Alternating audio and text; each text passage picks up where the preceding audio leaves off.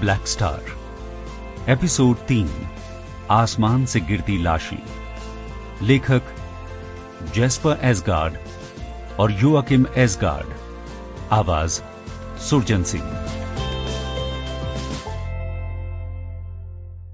उसकी किस्मत में क्या ऐसे ही मरना लिखा है? ये सोचते हुए मॉन्टी हेनरी की बगल में जमीन पर छुप गई और जितना हो सकता था अपने को सिकोड़ लिया।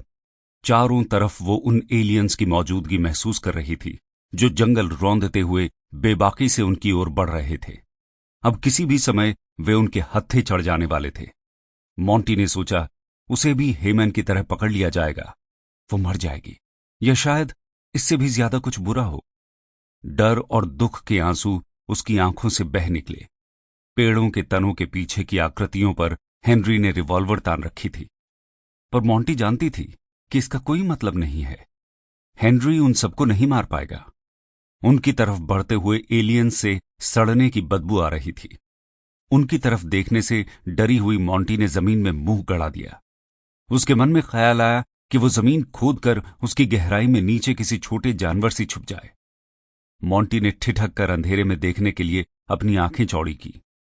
शायद उसे बचने की एक संभावना दिखी। उसने झाड़ियों के बीच धीरे धीरे सरकना शुरू किया। हेनरी ने उसके कंधे पर चेतावनी भरा हाथ रखा और फुसफुसाया, चुपचाप पड़ी रहो। मॉन्टी ने वापस फुसफुसाते हुए उसे जवाब दिया, मेरे पीछे आओ।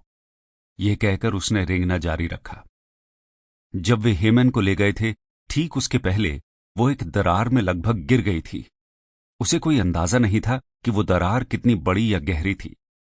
मॉन्टी के दिमाग में ख्याल आया कि शायद उसमें किसी एक के छुपने की जगह हो। अपने आप को आगे की तरफ घसीटती हुई वो जल्दी ही कंटीली झाड़ियों तक पहुंच गई जिसके पीछे वो दरार थी।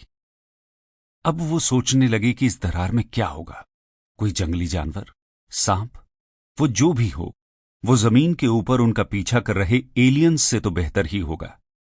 इस बात का ख्याल करते हुए कि कुछ उसे काट लेगा या वो किसी जानवर को नींद से जगा देगी, सावधानी से पहले उसने अपने पैर दरार में लटकाए, पर दरार खाली थी।